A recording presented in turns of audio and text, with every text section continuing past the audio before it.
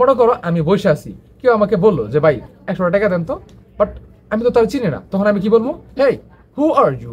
আজকের ভিডিওতে আমরা শিখবো who is this, who is there and who are you, এই তিনটা কোয়েশ্চেনের ব্যবহার। এই তিনটা কোয়েশ্চেনে কিন্তু কারো পরিচয় জানার ক্ষেত্রে ব্যবহার করা হয়, বাট আমরা অনেকেই জানি না কখন কখন এই কোয়েশ্চেনগুলো ব্যবহার করব বা কোন কোন সিচুয়েশনে এই কোয়েশ্চেনগুলো ব্যবহার করব। তাহলে চলো আমরা একে একে জেনে নিই এই তিনটা কোয়েশ্চেন কখন কখন কোন কোন সিচুয়েশনে ব্যবহার করব। সর্বপ্রথম, হু ইজ দিস। আমরা অনেক সময় নাটকে, মুভিতে বা সামনাসামনি খুব কমই দেখি, নাটকে মুভিতেই দেখি যে অনেকে ফোন দেওয়ার সময় বলে hey who is this. Okay, so এই হু ইজ দিসটা কখন ব্যবহার করা হয়? ওয়েল, হু ইজ দিস মানে তুমি কে বা কে আপনি, তো এই টাইপের একটা অর্থ বা প্রশ্ন বোঝানো হয়।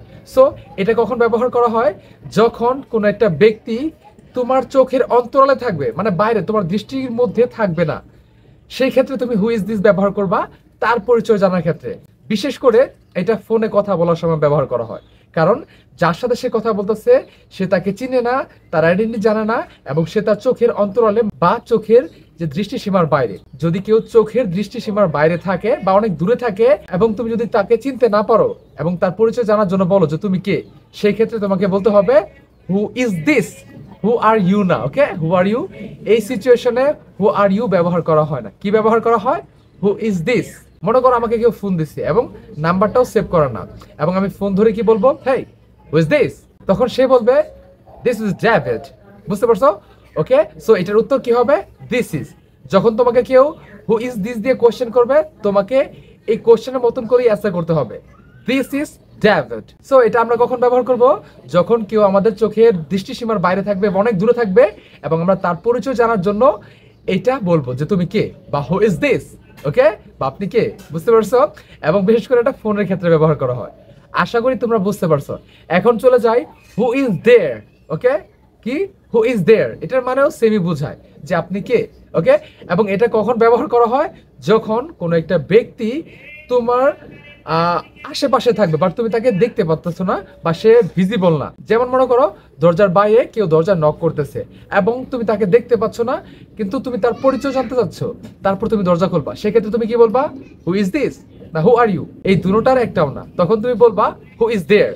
বুঝতে পারছো? অথবা নিচেতে একজন ডাকতেছে, হেই mime, hey mime.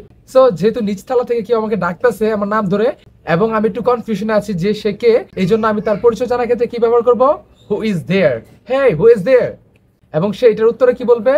There is your friend David. বুঝতে পারছো? কোশ্চেনটা যেমন হবে উত্তরটাও তেমনই হবে। আমি দেয়ার দিয়ে প্রশ্ন করছি, সে উত্তর করবে দেয়ার দিয়ে, there is your friend David. So এটা কখন ব্যবহার করবো বলছিলাম?